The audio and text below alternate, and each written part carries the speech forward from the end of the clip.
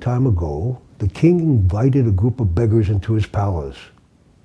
He said to them, even though you are lowly beggars, your father was a great man. I loved him very much.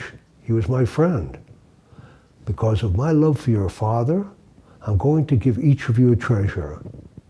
And the king held up a beautiful crown with many beautiful jewels. He said to the beggars, every day take this crown, look at the stones, put the crown on your head, think of me, and be happy. You become like me. He gave them each a crown, and they left the palace. In the morning, they got up and they took the crown they remembered the king had given them.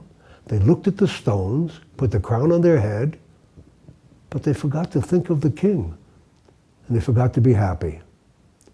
Day after day, they put the crown on their head, they looked at the beautiful stones, but they forgot about the king, and they forgot to be happy.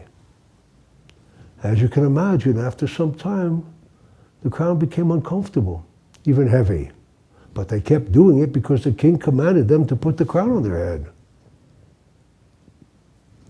The Torah lists 98 horrible curses that can come to a Jew. And it says, all these curses came upon you because you didn't serve God with joy. They were serving, but they weren't happy. Don't do that one. God wants us to be happy. The Ari, the most famous mystic who ever lived, said that if a Jew would do a mitzvah without joy, God will not accept that mitzvah. God said, be happy.